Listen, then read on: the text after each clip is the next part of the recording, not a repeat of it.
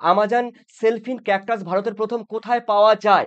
দেখো, বারাণসী, হাওড়া, পাটনা, নদিয়া। তথাপি তবে আজকে এই মুহূর্তে আমি তোমাদের সামনে বলছি যে তোমাদের পরিবেশবিদ্যা, জীববৈচিত্র্য, বায়োডাইভার্সিটি, এই জীববৈচিত্র্য সেকেন্ড অধ্যায়ের মধ্যে আজকে তোমাদের চলছে ডে 2।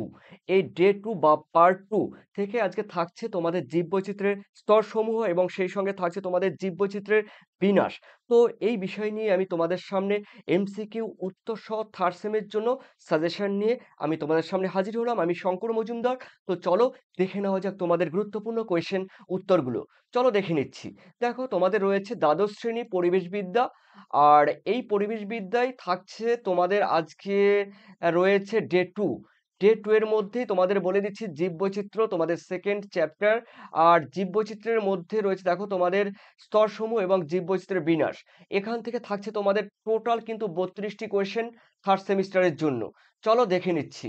তাহলে আমরা এক এক করে প্রথম কোয়েশ্চেন দেখে নিচ্ছি। দেখো, প্রথম কোয়েশ্চেন রয়েছে, গঠনগত চরিত্রের ভিত্তিতে জীববৈচিত্র্যকে সাধারণতভাবে ক ভাগে ভাগ করা যায়? এখানে সাধারণতভাবে বলেছে, এটা কিন্তু মাথায় রাখতে হবে।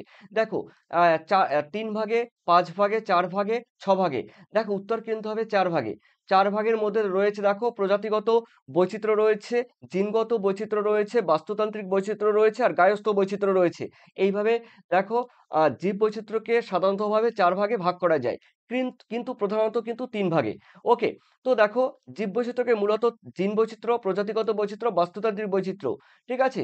আর গার্হস্থ্য বৈচিত্র্য বাদে কিন্তু মোট টোটাল কিন্তু প্রধানত বা মূলগত 3 ভাগে বিভক্ত করা যায়।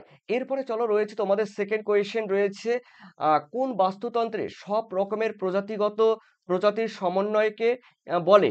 দেখো, কোনো বাস্তুতন্ত্রে সব রকমের বা সব ধরনের প্রজাতির সমন্বয়কে বলা হয় কি? Community. Community B is the correct answer. চলো দেখে নিচ্ছি পরের কোয়েশ্চেন। 30 নম্বর কোয়েশ্চেন, কোনো জায়গায় যত রকম প্রজাতি বসবাস করে তাকে কি বলা হয়? তাকে বলা হয় কিন্তু প্রজাতি বৈচিত্র্য। ঠিক আছে? অর্থাৎ কোনো জায়গায় যত রকম মানে বিভিন্ন রকম প্রজাতির যে বসবাস করে, তখন তাকে বলা হয় প্রজাতিগত বৈচিত্র্য। ধরো কোনো একটা জায়গায়, ধরো তোমাদের কোনো বাগান কিংবা কোনো পুকুর বা বাগান। দেখো, বাগানের বিভিন্ন ধরনের পশু পাখি রয়েছে, বিভিন্ন ধরনের উদ্ভিদ রয়েছে। তো বলা হয়েছে কোনো একটা জায়গায় মানে বিভিন্ন রকম প্রজাতির বসবাসকে বলা হয় কি বলতো? প্রজাতিগত বৈচিত্র্য। ঠিক আছে? সে বা প্রাণী বৈচিত্র্য হতে পারে, তারপরে উদ্ভিদ বৈচিত্র্য হতে পারে। সে যাই হোক না কেন, কোনো একটা নির্দিষ্ট জায়গায় বিভিন্ন প্রজাতির বসবাসকে বলা হয় প্রজাতি